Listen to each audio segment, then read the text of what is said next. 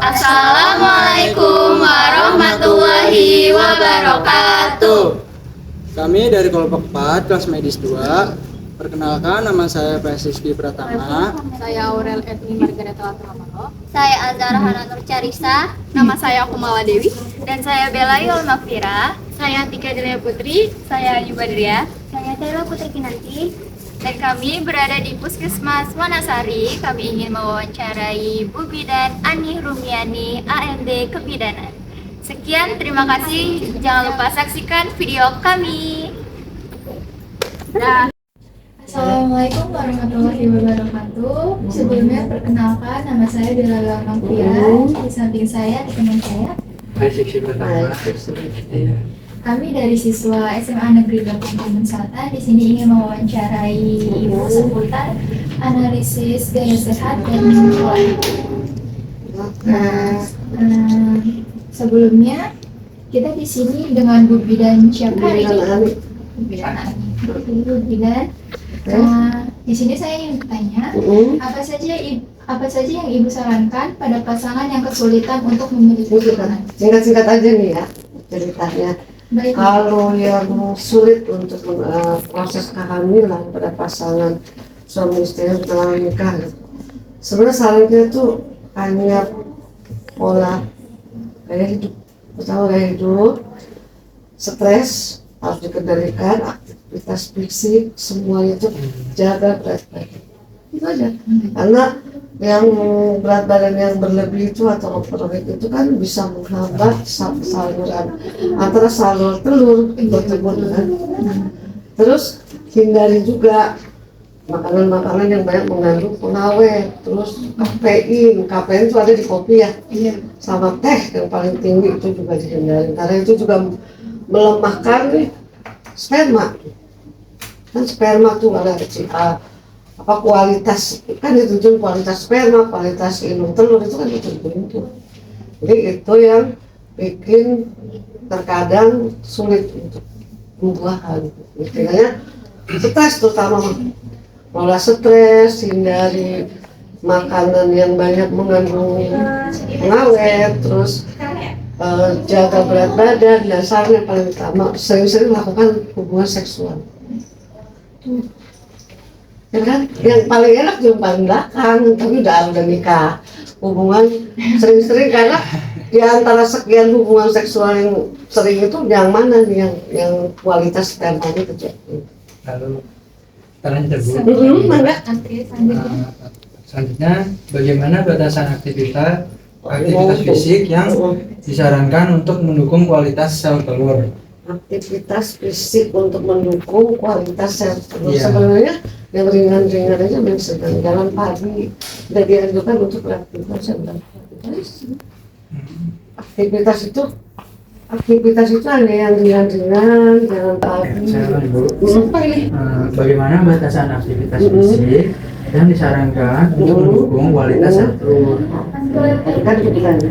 Jadi hanya aktivitas yang ringan-ringan kayak jalan pagi, terus tidak mengangkat yang berat-berat. Itu yang meninggalkan kegiatan-kegiatan yang bikin stres. Itu aja semua. Karena kalau kita terlalu dipus banyak kan otomatis pembakaran kalorinya juga banyak kan. Itu juga kan dibutuhkan untuk kualitas stres. Oke, itu sebenarnya hanya aktivitas sama pola stres. Itu aja kalau laki-laki ya. Kalau laki-laki stres, pola kendalikan stres sama aktivitas yang dijaga dan teratur dan tidak terlalu berat. Pola tidur ya. 8 jam minimal. 8 jam dan tidak minum alkohol. Semua kalau orang yang program-program itu. Nah ini kan banyak tuh membaca sekilas, nanti kan bisa dirangkum ya pertanyaannya, nggak mesti satu-satu. Jadi paparan asap rokok, radiasi. Sebenarnya semua yang bentuknya zat kimia yang itu berpengaruh karena untuk program kehamilan itu sebenarnya sulit ya. Karena dia banyak banget penyebabnya gangguan hormon bisa disebabkan oleh gaya hidup, terus kondisi stres, lingkungan, keadaan sosial ekonomi. Hormon itu keadaan yang kita alami itu berpengaruh. Sementara fertilitas namanya. Kesuburan itu kan berasal dari itu semua. Sementara kita kan makan aja sekarang udah yang pakai pengawet, makanan-makanan luar yang gennya belum tentu cocok sama kita. Lagi kayak pemanis, sebenarnya kan ada pemanis yang dibolehkan dan pemanis yang tidak dibolehkan sebenarnya. Ada pemanis yang aman dan tidak aman, tapi kalau berlebihan yang aman pun akan jadi tidak aman gitu. Sebenarnya itu kalau dari pertanyaan yang tadi 25 dibaca itu bolak-balik sih sebenarnya, antara kalau dirangkum teman-teman ya bikin urutannya kayak duduk berpengaruh apa enggak kan? Boleh apa mau ditanya satu boleh silakan. Ya, oke. Ah. Selanjutnya ya Ibu Bidan. Mangga. Apa yang disarankan oleh Ibu Bidan pada pasangan yang sedang melakukan program Kehamilan yang disarankan Ya. tidak stres, pola hidup sehat, makanan yang sehat, hindari kopi, kafein, dan cukup istirahat, jaga berat badan, selalu jaga berat badan kau perempuan. Seperti itu sebenarnya stres, gaya hidup, istirahat. Jangan putar-putar terus. Lalu saya lanjut ya Bu. Enggak. Banyak pasangan muda bergantung pada makanan instan karena praktis. Apakah zat adiktif atau gangguan nutrisi dari pola makan ini memiliki dampak langsung pada cadangan sel telur? Udah. Iya. Penyebabnya karena kan mengganggu kualitas pertumbuhan, karena sel telur pun perlu tumbuh, perlu nutrisi. Dan adaptif kayak apa kan?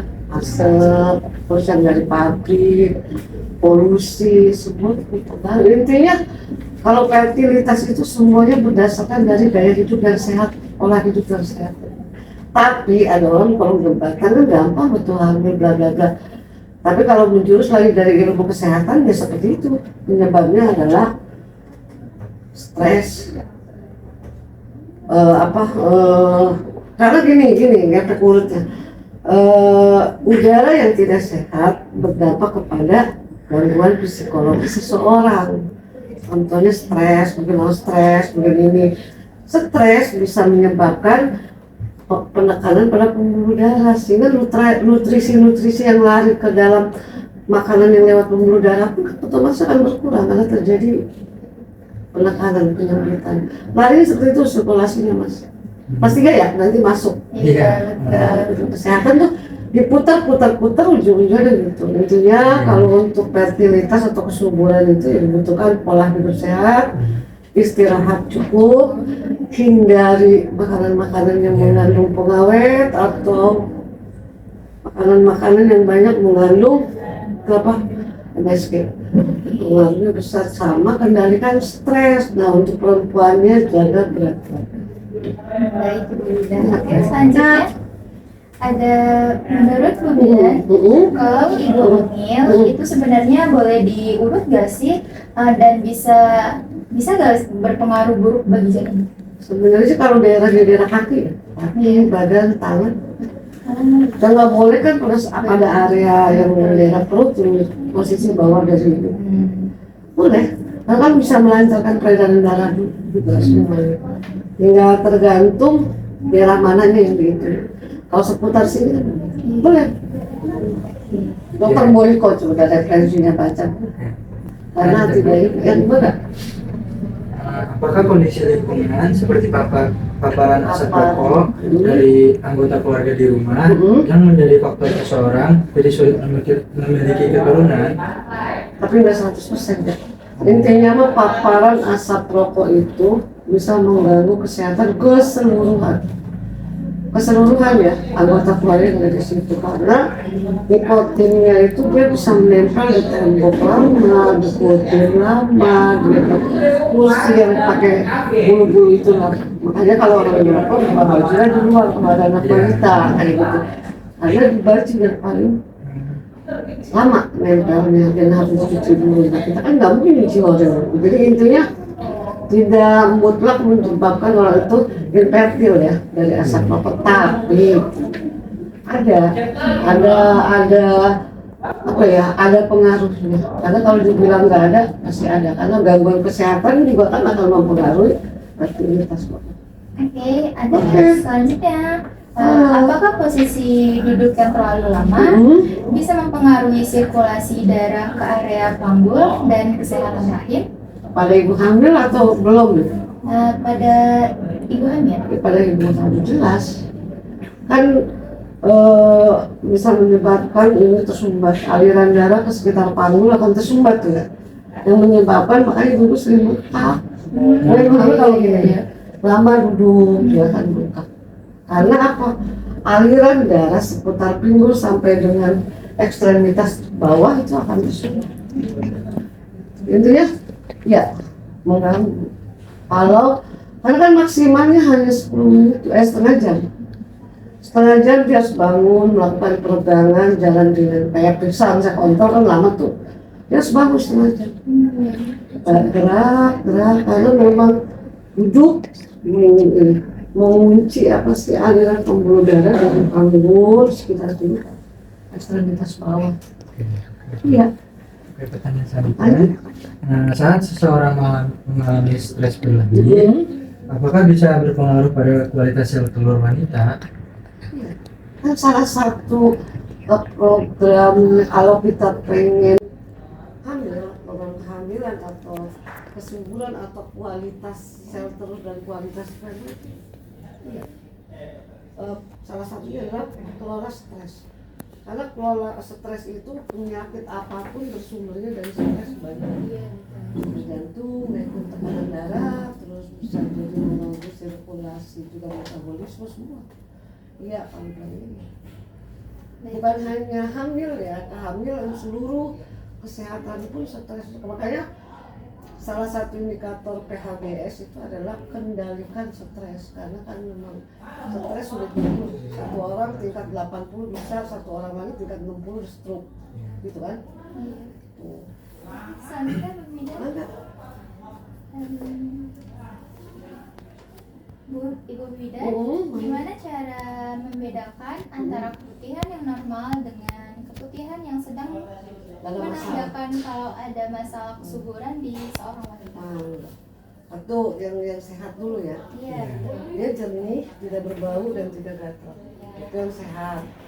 Yang dianggap abnormal, ada masalah atau ada bakteri atau ada infeksi adalah biasanya kental, warnanya keruh, kotor dan kebal, dan menimbulkan rasa gatal yang amat sangat seluruh. Ya kalau cairan itu enggak ya, kalau apa-apa. Ini bedanya dia. Kental kekuning-kuningan, menimbulkan gatal, ada bau yang khas, menyengat.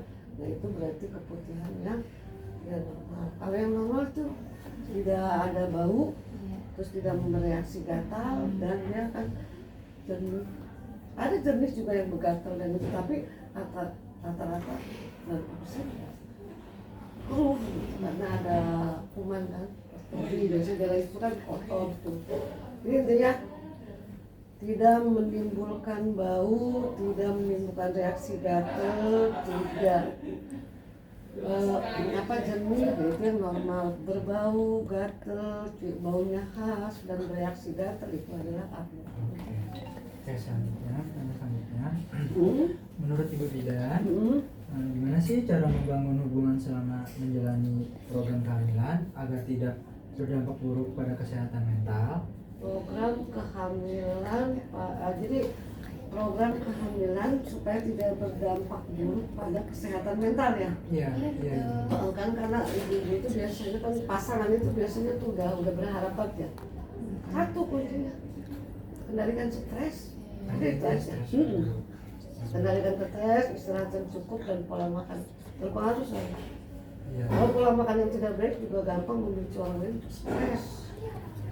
Kayak banyak mengandung garam itu kan memicu, sebenarnya garam bukan menyebabkan itu, tapi karena makanan itu mestinya akan membuat orang meningkatkan tekanan di dalam pembuluh darah, stres gitu. Intinya istirahat, hindari stres. Tadi insya Allah kan programnya akan berhasil, makanya hindari stres karena memang stres itu dampaknya banyak banget buat kesehatan, menyebabkan peredaran pembuluh darah, asupan oksigen ke sini karena tekanan akan berkurang, kepala dan sebagainya, ada stres juga. Oke, selanjutnya Bu Bidan. Baik. Apakah olahraga yang terlalu berat atau justru kurang olahraga bisa berdampak pada kesuburan? Olahraga yang terlalu berat, ya. Olahraga yang berdampak berat, yang terlalu berat, ya juga. Cuman nggak ada ukuran ini, dia nggak ada ukuran baku yang mengatakan bahwa beratnya segini, hanya buat program itu ada disanjurkan hanya sebatas yoga. Yoga jalan kecil, nah berarti kan kayak main badminton, main tenis, main bola voli, nah itu yang tidak dianjurkan pada ibu-ibu atau pasangan yang sedang persiapan program hamil. Hanya yoga, terus jalan kecil, cukup 30 menit bolak-balik. Berarti Yang penting berkeringat saja. ya beraktivitas, Iya. karena olahraga beraktivitas fisik sama bekerja hari-hari di rumah atau bekerja itu berbeda artinya dan manfaatnya. Kalau aktivitas fisik kan memang kita benar-benar niatnya sehat lah, tidak aktivitas fisik. Tapi kalau kerja aktivitas juga tapi tidak untuk fisik. Gitu. Oke. Pertanyaan Iya. selanjutnya. Iya. Apa dampaknya jika pasien mengonsumsi pemanis buatan yang berlebih pada saat program kehamilan? Nah, manis buatan kan ada yang dianjurin, ada yang nggak dianjurin. Ya. Kalaupun yang dianjurkan itu boleh, tapi tidak berlebihan, tidak setiap hari. Tidak semua makanan yang dia konsumsi itu menggunakan itu. Karena gini, ternyata ada entah mitos apa, tapi ada satu referensi yang mengatakan jika pada saat hamil ibunya sering mengkonsumsi yang manis-manis, bayinya pun lahir akan suka yang manis-manis. Gitu. Jadi, tapi dampaknya si pemanis buatan buat kesehatan kan sebenarnya bukan hanya kesuburan ya, tapi kalau organ fungsi terjadi yang disasar kan itu dia, hati. Nah sementara itu kan diperlukan pada ibu hamil, organ itu sangat diperlukan karena dia mensuplai seluruh aliran darah. Yang mengelola ginjal itu kan filter dari itu sebelum dia menjadi masuk darah ke aliran darah, masuk ke jantung itu filter ginjal. Yang racun dibuang, yang benar kan dilarikan ke dalam pembuluh darah. Makanya disebut gagal bocor ginjalnya. Misalnya orang asam urat itu kan udah masuk bocor ginjalnya cuma seberapa persen. Orang dengan hipoka kayak apa bukan kencing manis mah hati itu ya, insulinnya apa sih namanya, kolesterol misalnya berlebihan itunya tinggi misalnya, yang harusnya ada di dalam darah ini larinya ke pipis, ke urin, ya itu namanya gagal bocor lah, tapi ada persentasenya. Sebenarnya kalau kesehatan mengait sih, ini boleh memanis dalam kondisi yang wajar. Kan seberapa sih gitu kan, tidak tiap hari. Kalau apapun yang berlebihan, yang baik aja kan jadi tidak baik kan. Boleh sih karena ada pemanis yang diperbolehkan, ada pemanis yang tidak diperbolehkan, tapi tidak untuk yang lebih. Cari deh pemanis yang diperbolehkan, yang sudah dianjurkan ada, tapi batasannya seapa itu ada kadarnya untuk manusia dibutuhkannya dalam sebulan berapa kali dan berapa banyak kayak gitu. Karena kan fokusnya dilariinnya ke kesuburan ya, ke fertilitas gitu. Jadi apa ya, kesuburan itu mah semuanya, stres, bahkan berat badan berpengaruh, terlalu kurus, terlalu gemuk juga bermasalah, terus pola makan, pola istirahat, gaya hidup itu semua berpengaruh. Jadinya intinya buah dari semua ini ya kesehatan yang kita rencanain program ini. Tapi ada sebagian orang yang ilmu itu nggak berarti dia tinggal di kolong jembatan tapi anaknya banyak, nah itu lagi kan ke sana bukan ke ilmu kan ya. Oke, baik Bu Bidan. Kalau saya hobi minum kopi setiap hari, apakah ada batas maksimalnya supaya tidak mengganggu kesuburan? Sebenarnya kopi itu kan biasanya orang 1-2 kali, ada maksimal 2 kali ya. Tapi memang kopi kafein itu membuat mengganggu apa ya, kualitas sel telur sama sel sperma gitu. Kopi, tapi ada juga kopi diperlukan untuk jantung. Jadi sebatasannya berapa? Nah itu yang sampai ini katanya pagi dan sore, pagi dan sore, pagi dan sore. Berarti 1 cangkir. Nah yang gram-gramannya itu belum tahu. Belum pernah ada baca yang gini kayak pagi dengan sore. Enggak ada orang 10 kali minum 10 kali kan kopi nih. Sebenarnya pasti kayak pagi sama sore. Yang berlebihan itu biasanya udah di atas ambang normal ya. Setiap minum hanya kopi yang dia minum itu yang disini. Karena memang kafein yang membuat mengganggu ya, tapi untuk sebagian orang, tidak seluruh orang. Ya. Oke, lanjut. Lanjut. Kalau kita sering mengkonsumsi makanan siap saji, seberapa besar pengaruh terhadap kualitas sel sperma? Nah, kalau seberapa besar kualitas sel sperma itu kan harus ada ukuran. Intinya ada pengaruhnya. Kalau ditanya berpengaruh nggak makanan siap saji untuk kualitas sperma ada, tapi untuk besar kan kita harus teliti. Orang ini seberapa banyak untuk mengkonsumsi buatan. Dan kalau kesehatan tuh kayak gitu, larinya harus ada penelitian, ada data, ada bahan, ada objek, nanti baru ada ukuran. Nah kalau ditanyanya ada enggak orang yang sering mengkonsumsi makanan siap saji itu berpengaruh kepada menurunnya kualitas sperma? Ada. Bahkan semua organ tubuh ya, berpengaruh kalau makanan itu. Cuma kalau fokusnya ke kesuburan, nah dokter biasanya menyarankan untuk tidak terlalu sering makan itu siap saji. Bahkan makanan mentah pun disarankan untuk tidak dikonsumsi dulu, karena kan tokso. Ada bakteri tokso yang dapat mengganggu proses pembuahan gitu. Sebenarnya kalau fokus dia ditanya ada, tapi ukurannya itu yang seberapa banyak, karena makan siap saji kan ke seluruh tubuh, bukan hanya ke masalah kesuburan. Kalau gangguan kesuburan itu pertama MSG tinggi, terus juga siap saji kita chicken ya, banyak kan chicken itu kan ini. Orang kita tuh bukan pemakan tepung, makanya angka banyak sih. Sementara orang yang dengan program itu kan tidak boleh obes, tidak boleh berat badannya overweight. Nasi makanan-makanan itu kan gampang banget untuk kalau dilari secara urutan ya, yang aneh ya, menyebabkan orang itu obes. Karena tepung itu akan jauh lebih sulit dicerna daripada nasi.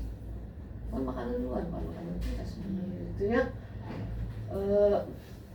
kesuburan itu nggak itu ke seluruh organ tubuh yang ada, bukan fokusnya ke reproduksi dong.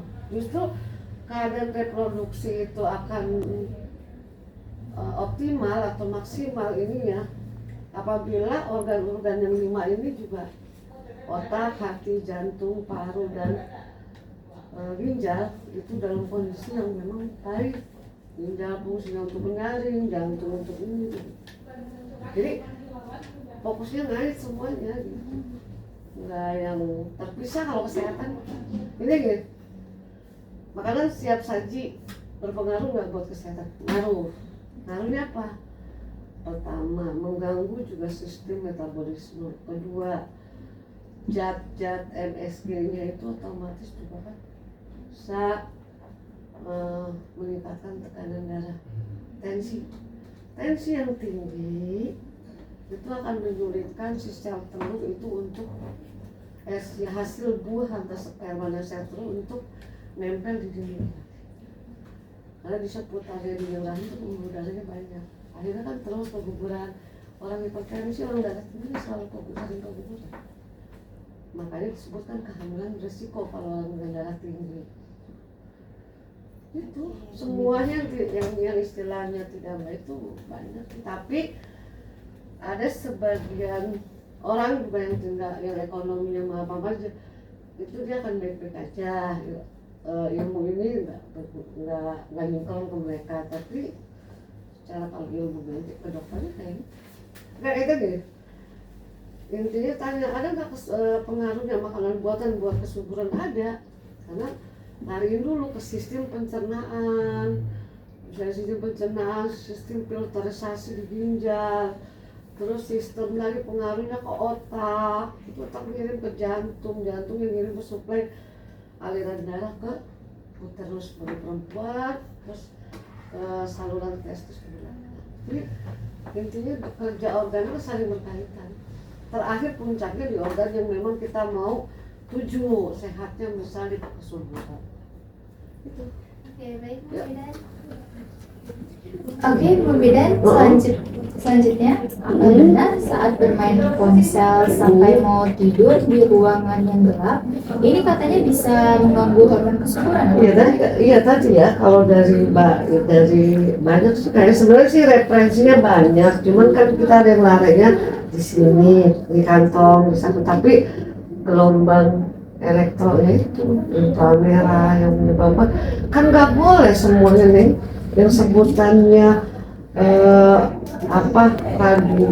gelombang aktif yang serba magnet yang serba berlebihan itu kan untuk kesuburan, getaran bahkan juga berpengaruh. Bisa jadi dari paparan ini HP kan dia istilahnya sinyal ya, sinyal radiasi semua itu karena kan ternyata kayak kesehatan. Jadi ya kita anggap iyalah ini semuanya pasti yang berlebihan. Oke, kita lanjut dulu. Lanjut. Oke, terus selanjutnya Enggak. untuk di era digital ini banyak pasangan muda yang mengalami tingkat stres tinggi, kurang tidur dan sering terpapar layar handphone atau laptop. Berdasarkan pengalaman klinis ibu sebagai bidan, seberapa besar akumulasi gaya hidup modern ini memengaruhi penurunan tingkat kesuburan pasangan saat ini? Iya. Ya. Kalau ukuran persentase nggak bisa ya, harus ada pembandingnya kita kan ini. Jadi kalau pengaruhnya ya karena tingkat stres kan dari semuanya tadi akan menimbulkan tingkat stres yang berlebihan. Sementara untuk persiapan menjadi seorang ini kan harus dikendalikan stres. Untuk persiapan kehamilan juga harus diganti stres. Untuk kualitas kesuburan juga kendalikan stres. Intinya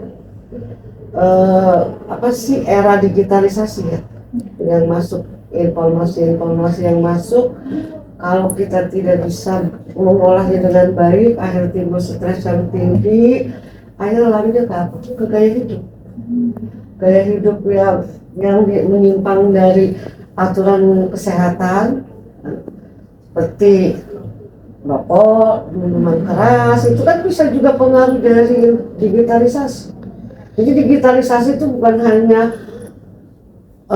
dari komponen si spare part HP-nya aja menimbulkan gelombang yang berita-berita yang dikeluarkan dari situ pun kalau nggak mendapatkan informasi yang tuntas kan akhirnya membuat intinya untuk menghadapi era digitalisasi itu harus informasinya jelas, pintar memilih, terus supaya reaksinya tidak memicu tekanan stres yang tinggi.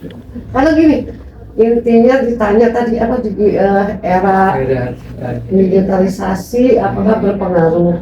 Ya kan, tingkat pengaruhnya seberapa besar? Besar. Sekarang mah besar karena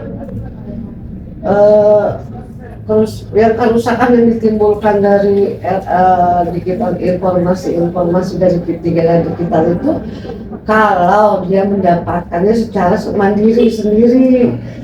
Kalau dia mendapat digital, kalau digunakannya secara efektif, dia tidak akan, karena akan menemukan ini yang tuntas. Tapi kalau dia menggunakan yang salah, yang akhirnya menimbulkan stres akhirnya salah jalan akhirnya lari ke yang lain. Sebenarnya gitu, impact ke kesehatan seperti itu, larinya ke gaya hidup, ya kan? tekanan, aku pengen ini, tapi orang tua atau keadaan tidak memungkinkan. Stres itu kan menghambat semua kerja organ tubuh. Intinya kayak gitu. Oke, baik. Selanjutnya, selain faktor makanan, apakah kebiasaan kurang aktif bergerak dan sering terpapar polusi atau asap rokok juga bisa menjadi faktor risiko infertilitas bagi kami yang masih di usia produktif ini? Iya, karena intinya untuk mempersiapkan sesuatu yang menjadi matang itu kan ada prosesnya. Ada prosesnya segitu udah banyak gangguan-gangguan yang negatif ya, itu yang menjadi menghambat. Untuk wanita ya, untuk laki agak terlalu sulit, tapi untuk perempuan itu makanya ada kesehatan reproduksi disebutnya, persiapan dari mulai anak itu akil balik, anak sekolah kan dikasih suplemen tambah darah. Iya, betul. Ya tujuan itu untuk menyiapkan dia menjadi wanita yang matang, siap melahirkan keturunan yang sehat, ibunya sehat, anaknya sehat. Sebenarnya seperti itu tujuannya, cuman kan banyak belum dipahami sama orang kita. Nolakan, banyak yang ditolak, padahal itu program yang kata ibu itu baik banget. Anak yang sudah menstruasi wajib mendapatkan 2 hari sebelum men, pada saat men, dan 2 hari setelah men. Caranya untuk menjaga kesehatan reproduksi. Karena reproduksi yang baik, hasil dari pembuahan yang baik itu akan melahirkan apa sih namanya, benih yang baik. Benih yang baik akan melahirkan anak-anak yang sehat, tidak cacat, akan cerdas dalam fisik dan mental.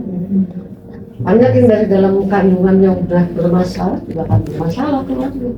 Itu kita kan tugasnya ya ikhtiar seperti ya, hafalan cuma intinya tinggal itu.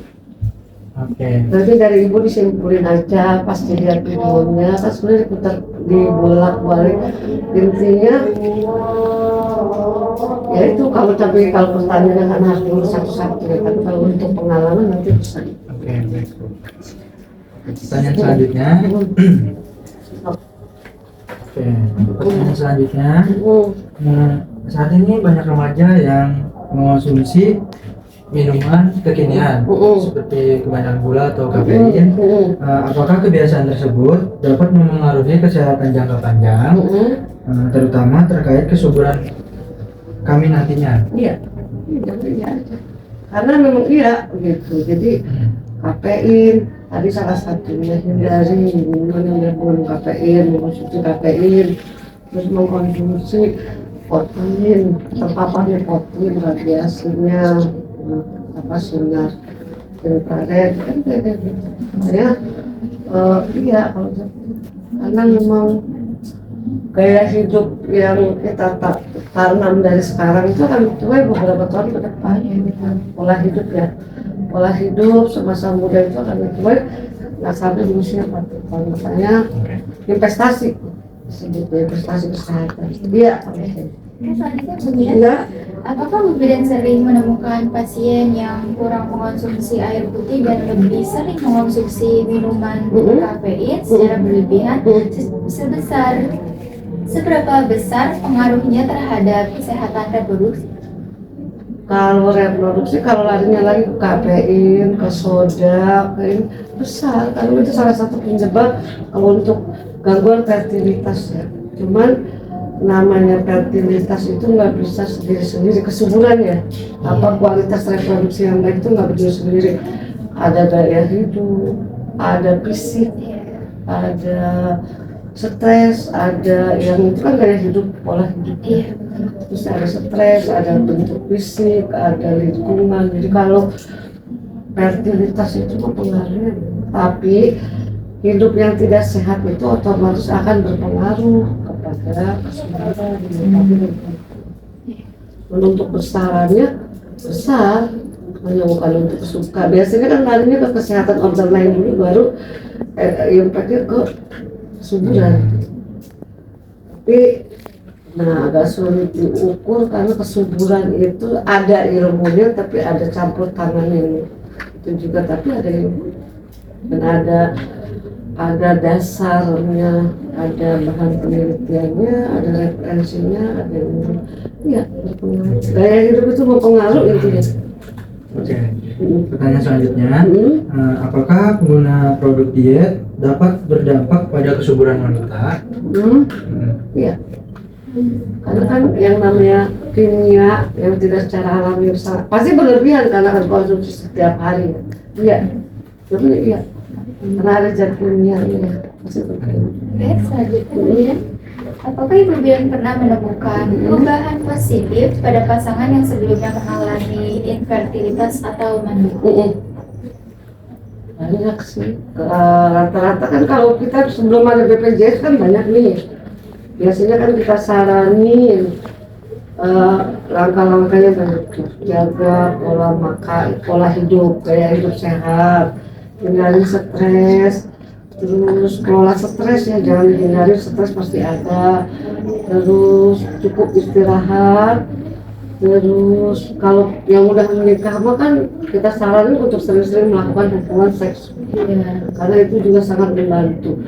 Terus jaga berat badan ideal karena itu berpengaruh. Jadi ya kita biasanya kalau permasalahannya bukan di kasus masalah gangguan rahimnya ya, gangguan tempat reproduksinya, pelan-pelan tapi nggak yang langsung kayak kita balikin itu. Kalau untuk ada permasalahan, biasanya kan orang yang sadar itu karena tahu ilmunya, oh saya ada gangguan nih dalam hal aktivitas untuk kehamilan, saya harus menemui dokter atau kalau bidan atau kayak gitu.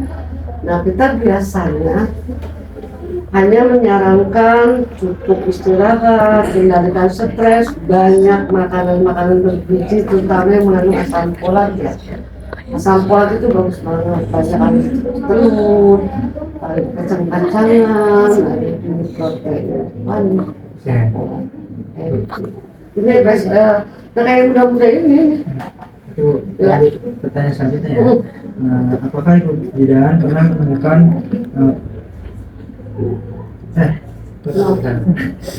jika kita sering mengkonsumsi seblak, apakah dapat memicu stres dan gangguan kesuburan?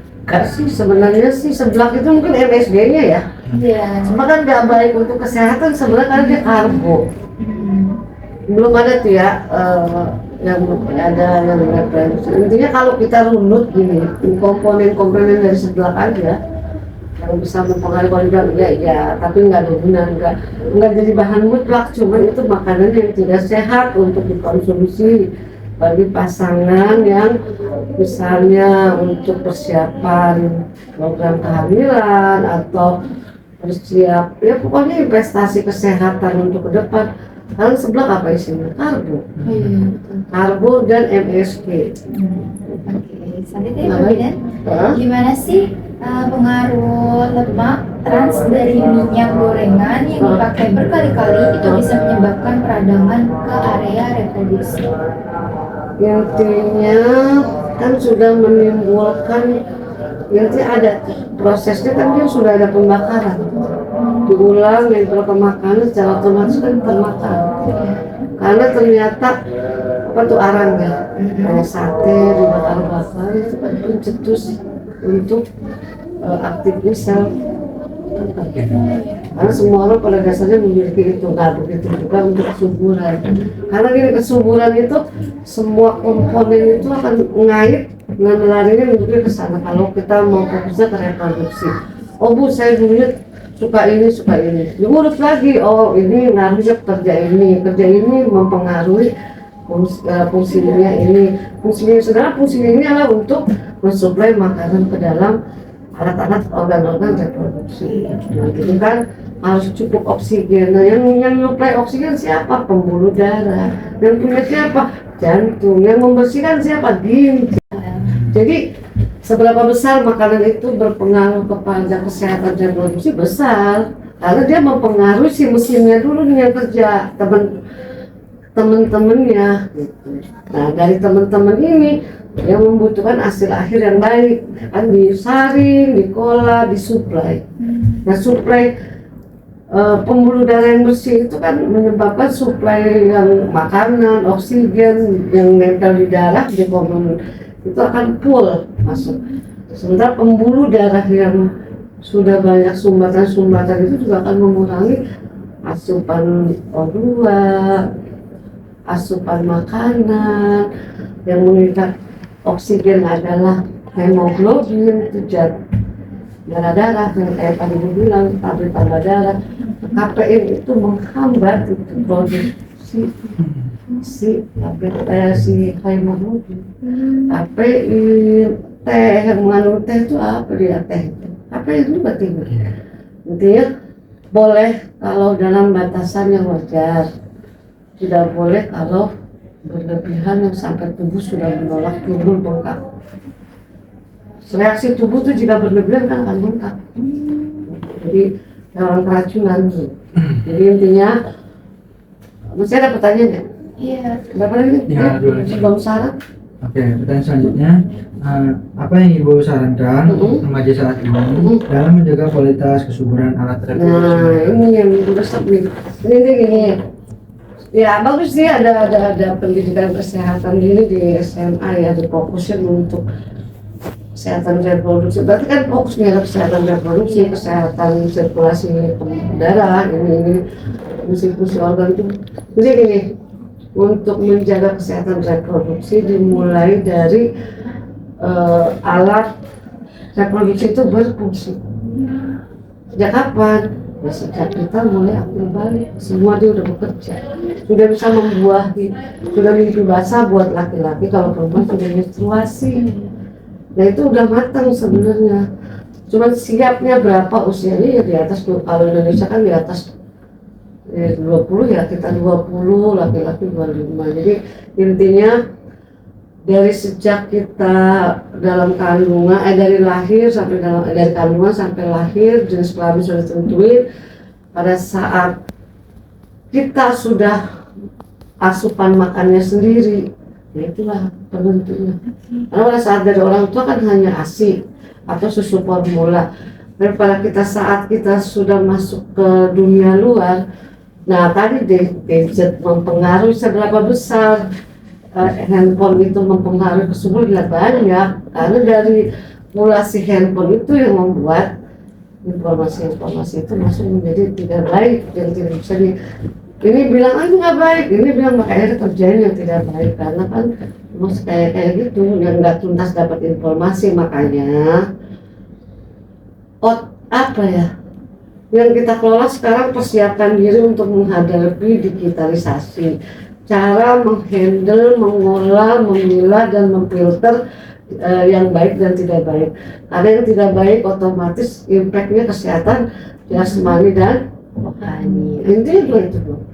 Yang baik otomatis akan membawa buah yang kesehatan ke fisik dan jasmani dan rohani. Itu siapin dari sekarang pola makan yang sehat, gaya hidup yang sehat, kendalikan stres. Terus kenapa berat badan selalu diukur, tinggi badan diukur, itu adalah rumus untuk menentukan ideal dan tidak idealnya berat badan sesuai. Karena berlebih itu kan berpengaruh, semua yang berlebih berpengaruh. Jadi itu ya. Ya baik, kemudian Ya. untuk pertanyaan terakhir, Enggak, jika seseorang mengonsumsi suatu produk dengan kadar pengawet terlalu tinggi, apakah itu dapat memicu pada kinerja alat reproduksi? iya, kan larinya iya lagi, karena memang dari dari zat pengawetnya itu akan mempengaruhi seluruh sistem di dalam tubuh. Nah, yang salah satunya akan nyampe ke, karena badan kita tuh kayak nggak ada yang bisa sendiri-sendiri, kayak tangan aja dia bareng kok semuanya, otak kiri, otak kanan, cuma punya fungsinya masing-masing. Nah, salah satu masuk racun dia kan. Jadi intinya ya semua yang negatif akan berpengaruh ke reproduksi. Bohong, istilahnya nggak ada yang, karena zat pengawet, makanan siap saji itu buat kesuburan itu bergantung ESG. Cuman kan kita pernah dihadapin ke dunia nyata bahwa ada sekelompok orang yang hidupnya di bawah, tinggal di tempat tidak layak, tapi dia gampang, Ya itulah dulu ya kan, tapi secara ilmu kedokteran yang sebutnya pengawet, siap saji, MSG yang berlebihan, pemanis buatan yang berlebihan, nikotin, kafein, zat-zat adaptif itu semua mengganggu kesehatan. Oke, Terima kasih banyak. sama-sama Bu Bidan. Terima kasih cantik. Bu. Ya. Terima kasih sudah Mangga. waktunya. Ya, oke. Sambut tutup. Ya, Sekian kasih. untuk Assalamualaikum wawancara kali ini. Terima kasih juga untuk Bu Bidan sudah meluangkan waktunya untuk kami. Ya, ibu mesti yang penting bermanfaat ya, sukses, bermanfaat. Jadi tadi pembicaraan kita tuh coba deh didengerin tadi, ini akan nemu sebuah kesimpulan. Ya, ada lagi? Baik, Bu Bidan, terima kasih. Wassalamualaikum warahmatullahi wabarakatuh. Waalaikumsalam warahmatullahi wabarakatuh. Saya ingin bertanya juga Bu, kesan dan pesan Ibu selama jadi bidan tuh kayak gimana Bu? Menyenangkan. Ya. Intinya gini, kagak ada cita-cita bidan. Zaman dulu tuh bidan sangat langka dan sulit. Ibu dari perawat, terus ada program Paharto karena kematian bayi dan ibu tinggi di Jawa Barat. Akhirnya ada beasiswa sekolah bidan gratis, bayar 5.000 yang untuk ditempatkan bidan desa.